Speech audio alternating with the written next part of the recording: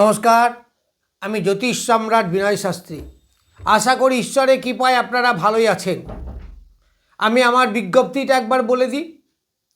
আমি প্রত্যেক মাসের ইংরেজি মাসের শেষ দিন একটি ভিডিও তৈরি করি আপনাদের দেওয়া প্রশ্নের উত্তর। আপনারা কমেন্ট বক্সে একটি প্রশ্ন করবেন এবং তার সঙ্গে date of birth, time of birth, name এবং প্লেস অফ বার্থ এই ডেটাগুলো দেবেন। তাতে থেকে আপনাদের কিছু জনের প্রশ্নের উত্তর আমি দেব, যা 1 তারিখে আপলোড করে আপনারা পেয়ে যাবেন। অর্থাৎ 1 তারিখে আমি যেটা আপলোড করব তার প্রশ্ন উত্তর পর্বে আপনারা এই উত্তরগুলো পেয়ে যাবেন। একটি মাত্র প্রশ্ন করবেন এবং প্রশ্নটা অবশ্যই কমেন্ট বক্সে। যাই হোক, আজকে আমার ভিডিওর আলোচ্য বিষয় এই যে আগামী 2026 আসন্ন, এই 2026-এ কোন কোন রাশির জাতক জাতিকাদের বিদ্যাক্ষেত্রে উন্নতি হবে।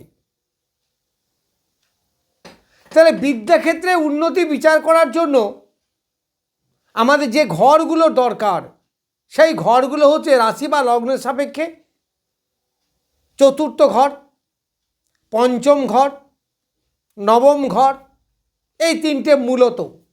এছাড়া তৃতীয়, অষ্টম এইসব ঘরেরও ভূমিকা আছে।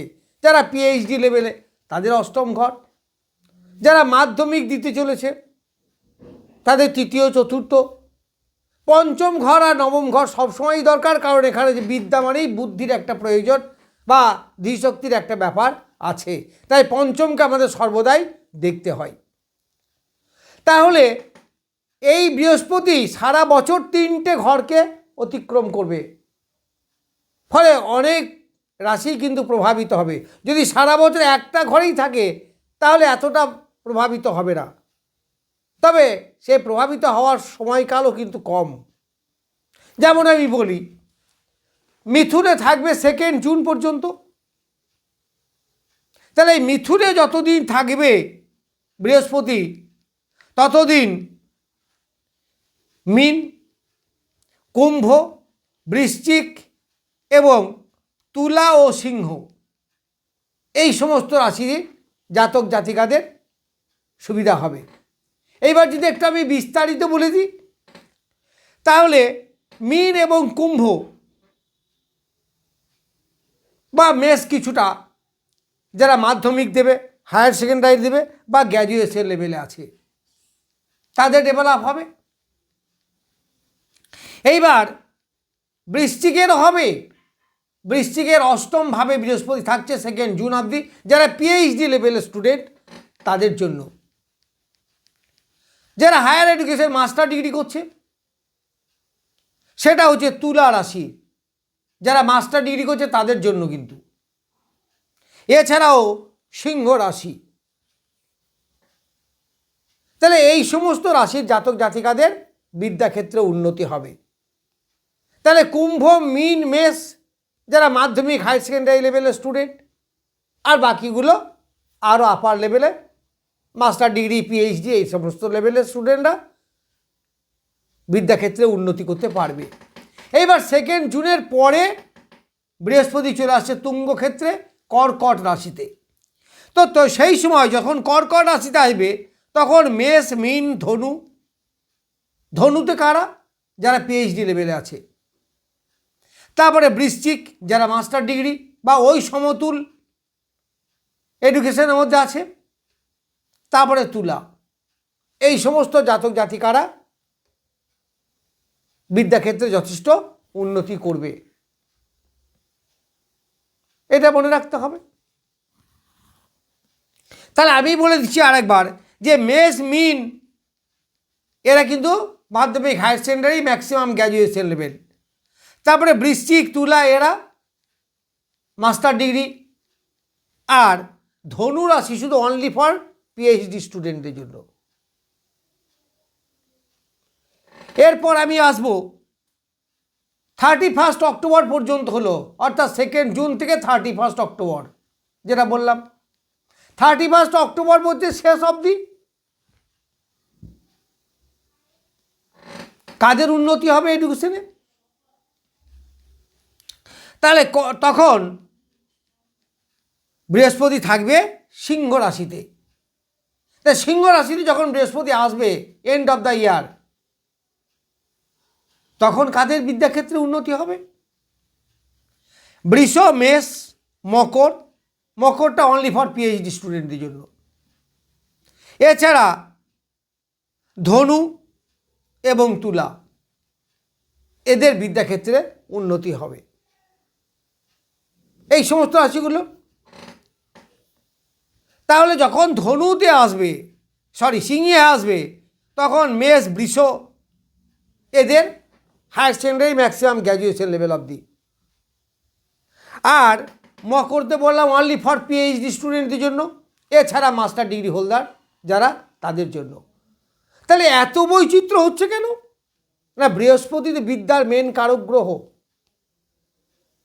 তাহলে বৃহস্পতি এই বছরটা, গোটা বছরটা 3টে ঘরকে অতিক্রম করছে।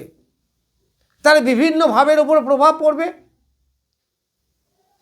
তাহলে আমার বলা যায় যে বিদ্যাক্ষেত্রে এই সমস্ত জাতক জাতিকাদের উন্নতি হবে। এছাড়া ম্যাক্সিমাম উন্নতি কাদের দেখা দেবে? দেখুন, বৃহস্পতি যখন মিথুন রাশিতে থাকবে, তখন তার নবম দৃষ্টি পড়বে কুম্ভ রাশিতে। আবার যখন সিংহ রাশিতে আসবে, তখন তার নবম দৃষ্টি পড়বে কুম্ভ রাশিতে। তাহলে কুম্ভ রাশি কাদের? চতুর্থ ভাব, বৃশ্চিকের চতুর্থ ভাব। তাহলে বৃশ্চিকের এডুকেশন খুব ভালো হবে, মোটামুটি সারা বছরই বলা যায়। তুলার পঞ্চম ভাব, যারা গ্র্যাজুয়েশন লেভেলে আছে তাদের ভালো হবে। যারা ইঞ্জিনিয়ারিং স্টুডেন্ট তাদের ভালো হবে। এইগুলো। তারপর এই বৃহস্পতি যখন নবমে থাকবে, তখনও কিন্তু বৃশ্চিকের উন্নতি হবে। কারণ এই শনিদেবের নবমভাবে বসে থাকবে শনিদেব, তার উপরে বৃহস্পতির দৃষ্টি। সুতরাং engineering line student, agriculture student, এদের জন্য ভালো হবে। এছাড়া এই বৃহস্পতি কন্যা লগ্নের পক্ষেও এডুকেশন ভালো হবে। কারণ বৃহস্পতি যখন মিথুন রাশিতে থাকবে, তখন কন্যাতে তার সপ্তম দৃষ্টি। আবার যখন সিংহে আসবে, তখন ধনুতে তার দৃষ্টি থাকবে। তাহলে মিথুনে যখন থাকবে তার সপ্তম দৃষ্টি পড়বে ধনুতে, আবার সিংহে যখন আসবে তার পঞ্চম দৃষ্টি পড়বে ধনুতে। তাহলে ধনু রাশি হচ্ছে কন্যা রাশির চতুর্থ ভাব এবং সিংহ রাশির পঞ্চম ভাব। ফলে যারা মাধ্যমিক হায়ার সেকেন্ডারি লেভেলের স্টুডেন্ট কন্যা রাশির, তাদের এডুকেশন খুব ভালো হবে।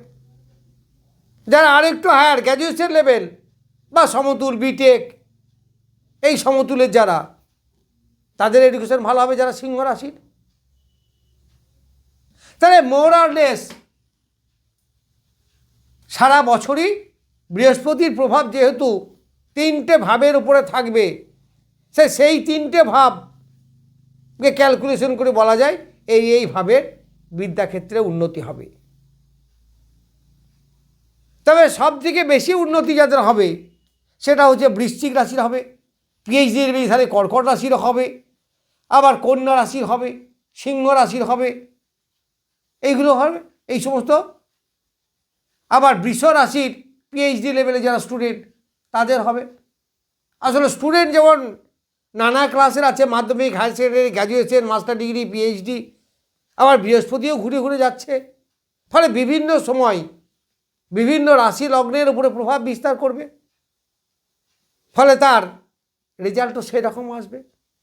যাই হোক, 2026-এ কোন কোন শিক্ষার্থীদের বিদ্যাক্ষেত্রে উন্নতি হবে সেই সম্বন্ধে কিছু বললাম।